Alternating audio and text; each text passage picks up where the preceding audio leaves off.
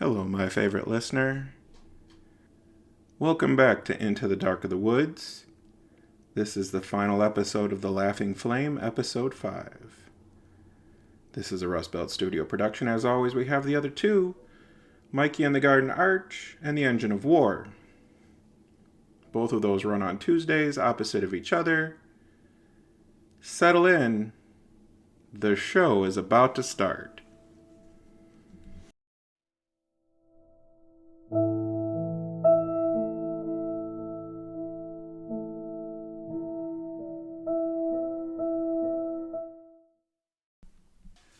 The adult Merrit slept in fits. Every groan of the heater, every hum from the generator outside, every buzz from the neon Santa sign pulled them awake again. When dawn came, it felt like they had spent half the night holding their breath. Mark sat down on the edge of the bed, boots already laced and his jaw tight. He'd been up since the first scrape of a plow on the highway. The sound had rolled through the dark like an iron blade, a promise of escape. Relieving. Sarah stirred, blinking against the weak light that filtered through the curtains. Mark? No more waiting. I'm not sitting here another night. Not after all that. No. He didn't finish. He didn't have to. The laugh still rang in both their heads, sharp as broken glass. The kids shifted under the blankets, Emma clutching her reindeer, eyes wide, though she hadn't spoken a word since waking. Ben yawned at all the noise, pulling on his sweater, eager to be moving. Sarah watched it all, then she looked back out at the roads. The plows had cleared the highway. They had daylight and a head start. They could probably make Wisconsin easy. She didn't argue not yet, but she wanted to, and a heaviness clung to her chest. The memory of Elsie's eyes at the post office yesterday.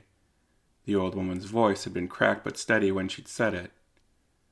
Denanton doesn't die. It waits. She shivered, and not from the cold. By the time the kids had dressed, the room looked bare again. The bags that were stacked by the door were heading out to the van one by one.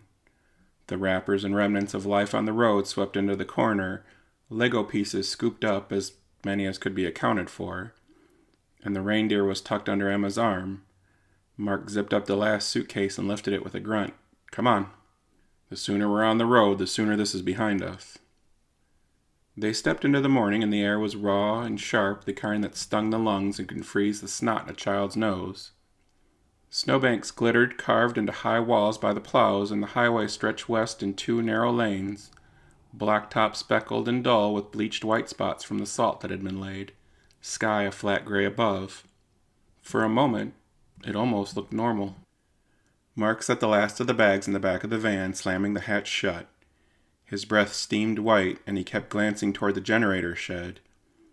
A faint scorch mark still streaked the snow beside it, though the metal housing stood silent now. Mark climbed into the driver's seat, key already in hand. Road's clear, we'll be home before the place knows we're gone. Sarah and the kids stood in the lot looking around. Her eyes were also pulled to the shed, and to the neon Santa, and to everything that had been so heartwarming when they'd gotten here, and now felt so foreign. He turned the key, and the engine coughed once, then roared to life. The heater blasted, too hot, too fast, and Mark jumped back out, was headed to help Sarah get the kids together, when behind them the office door for the hotel cracked open, and a cane tapped against the porch. Elsie Mosier stepped out, scarf pulled high, eyes pale and sharp against the morning. Snow clung to her boots, but she walked steady, the cane biting into drifts with each step. She didn't look at the clerk hovering behind her or the other travelers watching from their doors, her gaze fixed only on the Merrits. Don't feed it, she rasped. Engines, flames, the things men build to burn, it's in them now, waiting. Mark muttered under his breath, yanking the van's sliding door. Ignore her, just get in. But Emma froze. She stood in snow that was knee-deep to her reindeer pressed to her chest, staring up at the old woman. Elsie came closer, leaning heavy on her cane. She stopped only a few feet away, close enough that Emma could see the steam of her breath. The young remember, Elsie said softly. It leaves a mark, like a burn, on your memory, and you'll remember, dear. You fight fire with fire. Sarah's stomach nodded and she pulled Emma close, but the girl didn't look away. Her lips moved soundlessly around the name she had whispered the night before, the one Elsie had spoken in the post office. Denanton. The clerk came out hurried, flustered. Elsie, please. Come back inside before you catch your death. He tugged gently at the old woman's arm. Elsie didn't resist, but her eyes never left Emma. He laughs in the fire. You'll hear it again. Sarah shivered and Ben whimpered against her side, confused and restless. Mark jogged back to the driver's door and climbed in. He rolled the window down and leaned across the seat. Get in, now! Sarah ushered the children into the van, heart thudding. Ben clambered in first, getting to his spot by the window. Emma turned once as she climbed in, still staring at the old woman. Elsie was back in the lobby now, and Emma could see the clerk helping her out of her coat. Through the frost-rimmed window, she stood watching even as the engine coughed to life, her pale face framed in the glass like a memory that refused to fade. The highway west was a narrow black ribbon carved between walls of white. The snowbanks rose taller than the van, glittering in the thin morning sun, and the plows had done their work. But the wind still whipped drifts across the asphalt, soft sheets that shifted like ghosts. Mark kept both hands tight on the wheel, eyes locked forward. The wipers ticked steady, clearing away what little the wind threw against the glass. The engine hummed low and rough, and he kept his speed as fast as he dared. In the back seat, Ben had pressed his Lego ship against the window, pretending it was blasting through space. Emma clutched her reindeer, chin resting on its battered head. She was quiet, too quiet for Sarah's liking. She turned, though, to her son and asked how his hand was, and he shrugged. Still sore. The burn mark from yesterday showed faintly, red streaks across his palm. He wouldn't meet her eyes. He's fine, Mark said, jaw tight, staring out the window. Sarah turned back forward as well. Fine, she thought. Nothing about this was fine. The van's heater roared to life, blasting too hot. The vents smelled sharp like metal scorched in a forge. Sarah twisted the knob, but the air kept blowing hotter until Emma wrinkled her nose. It stinks. Mark took a hand off to fiddle with the controls, muttering, It's just old. Always runs hot in the cold. He cracked all the windows he controlled, letting a cold stream to balance it out. For a few miles, the road smoothed out, and the trees lined the highway, their branches bent under the heavy snow. The sky was pale and endless, the horizon swallowed in white. The Merrit sat in uneasy silence, the only sound the rumble of the van and the sigh of the wind. Then Sarah smelled it. At first she thought it was the heater again, but this was different, sharper, dirtier. Smoke. She looked out and saw wisps curling from under the hood. She looked toward Mark and saw the faint gray thread snaking around his knees. Mark, do you see that? It's nothing. Just condensation on the heater coils. Condensation doesn't smell. The kid shifted in the back, whispering, and Ben pressed his nose to the glass, but Emma was staring at the vents, eyes wide. Her lips moved silently around the words she had learned. Denanton. The smoke was beginning to thicken. The dash lights flickered, then steadied, then lit up. Every warning light the van had was on all at once. The smell grew hotter, biting at the back of the throat. Sarah grabbed Mark's arm. Pull over. We're fine. Pull over. His knuckles whitened on the wheel, and for a moment it looked like he'd keep driving. His jaw clenched, eyes locked on the black ribbon of road as if daring it to stop him now. He had waited his turn, and this should be it. Then the engine coughed, a deep metallic groan, and made the decision for him. The van shuddered, and he swore and steered toward the shoulder, tires crunching in the packed snow. The vehicle lurched once, then settled, humming low and uneven. Smoke rose steady now from under the dash, filling the cab with the stink of burning wire. The kids coughed, and Sarah ripped her scarf loose, pressing it over Emma's mouth. Out. Now. Mark killed the ignition, but the engine kept rumbling as if it hadn't heard him. He yanked the key free and slammed it against the dash, and the van only growled louder. And through the growl came another sound. Faint, low and rolling. A laugh. The laugh slid under the dash like a spark through dry timber. As they opened the doors of the van, it lurched again as if trying to continue to move forward, as if trying to limp away.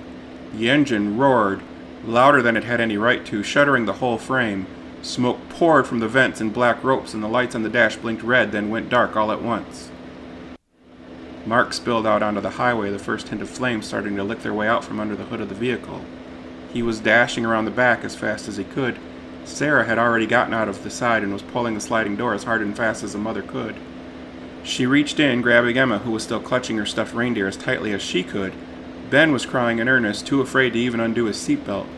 The two girls fell into the snow on the shoulder, scrambling to get away from the van as Mark dove into the back. He pulled Ben out of the seatbelt as the flames started to build. As he backed out of the car, he glanced over his son's shoulder at the dashboard full of idiot lights and saw flames start to come out of the vents. He saw them try to get out. Mark stumbled into the snowbank, not even setting his son down. The van shuddered once more, then erupted. Fire tore through the cab, chewing seats, windows fracturing and bursting glass. The windshield fogged black with smoke, then lit from behind, as if something inside wore a crown made of embers. Emma froze, staring. Through the fire's glare, she saw him, tall, burning, head crowned in flame that scraped the ceiling. His mouth split wide in laughter that rang against the glass until it shattered outward. Mark set Ben down so he could throw his arms around his whole family, pushing them further from the road and shielding them with his coat as sparks rained down. The van bucked once, twice, then collapsed into itself, a roaring torch on the roadside. The family huddled in the snow, breathing steam, faces lit in the blaze. None of them spoke.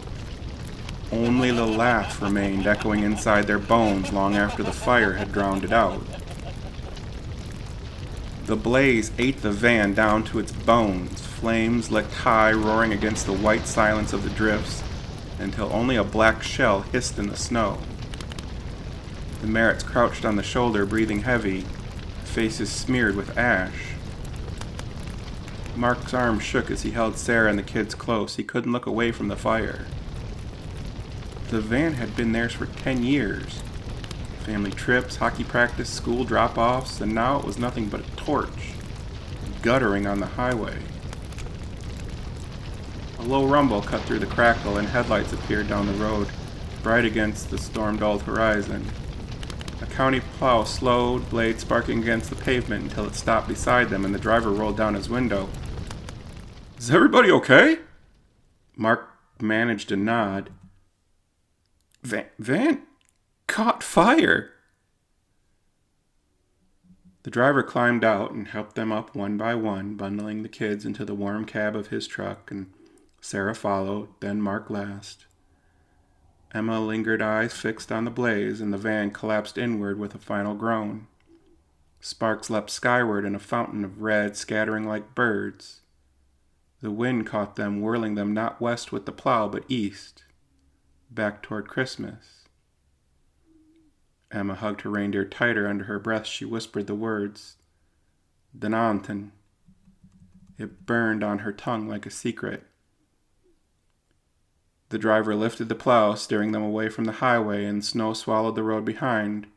The Merrits huddled together, safe for now, carried west, but Emma kept her eyes on the rear view, watching the sparks twist and scatter. She swore she could still hear it, faint and sharp on the wind. A laugh, chasing the fire back toward town, floating against the wind.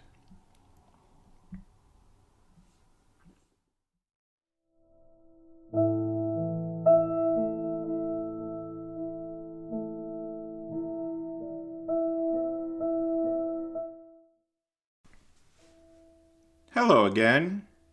That wraps up The Laughing Flame. That's our third arc for Into the Dark of the Woods. Third arc since October 27th. And today is January 9th, 2026. That's something. I'm pumped for that. That's something. I'm excited for that. This is a Rust Belt Studio production. As always, it was written and narrated by Bryan Foster. Like, share, subscribe, listen. All those things go a long way to moving the studio along. If you'd like to do more, you can join our Patreon. The link is in the show notes below. As I said before, after this arc, we're taking a little break. We will not be back until February the 6th. So that is 3 weeks off. If we can slide something in the middle of that, we will try. No promises. But if something randomly pops up in your feed, then you'll know. In the meantime, though, when we do come back, our next arc will be entitled The Birch Bride.